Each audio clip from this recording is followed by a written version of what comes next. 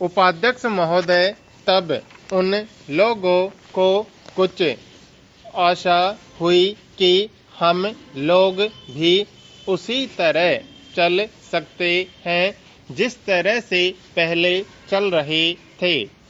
लेकिन अभी हाल में जो चुनाव हुआ उससे देश के धनिकों के मन में बड़ा संदेह पैदा हुआ कि इस चुनाव के बाद उनकी स्थिति वैसी नहीं रहेगी जो अब तक चली आती रही है।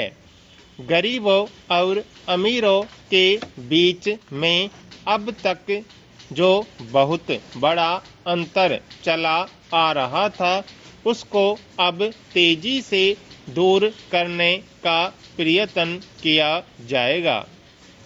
श्रीमान, मैं आपका बहुत ही आभारी हूँ जो आपने सदन में चालू वर्ष के बजट पर अपने विचार प्रकट करने का अवसर दिया है। मैं इस बजट का समर्थन करना चाहता हूँ। श्रीमान, मैं सबसे पहले अपने दल के नेता प्रधानमंत्री को इस बात के लिए बधाई देना चाहता हूँ कि उनके नेतृत्व में देश में कांग्रेस दल को स्पष्ट बहुमत मिला और इसके फलस्वरूप यहाँ पर केंद्र में एक ऐसी सरकार का गठन हुआ जो कि देश में वास्तव में समाजवाद लाना चाहती है।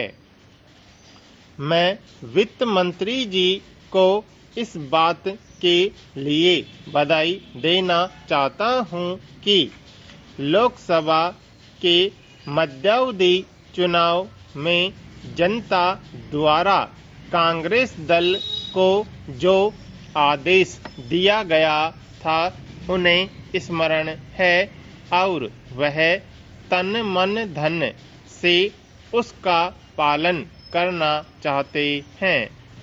वह आदेश था देश में सामाजिक और आर्थिक विषमता दूर करने का, देश से गरीबी, बेकारी और बेरोजगारी को हटाने का और देश के जो पिछड़े हुए हिस्से हैं उनका पूरा विकास करने का।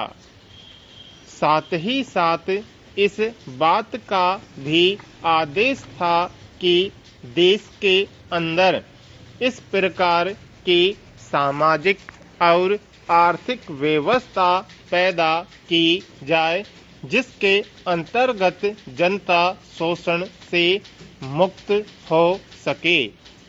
श्रीमान, यह ठीक है कि देश में कृषि के क्षेत्र में उत्पादन में वृद्धि हुई है, परंतु इसके साथ ही साथ यह भी दृष्टि में रखना चाहिए कि लागत में भी पूरी वृद्धि हुई है।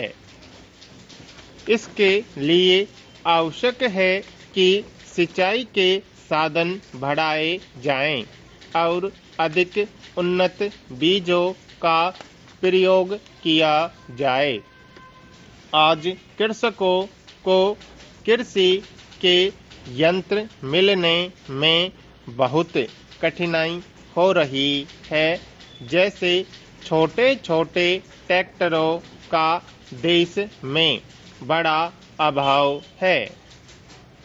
उनके बनाने के लिए शीघ्र नए कारखाने खोले जाएं, जिससे कृषकों को जल्द से जल्द ट्रैक्टर मिल सके। देश तभी प्रगति करेगा, हमारा ऐसा विश्वास है।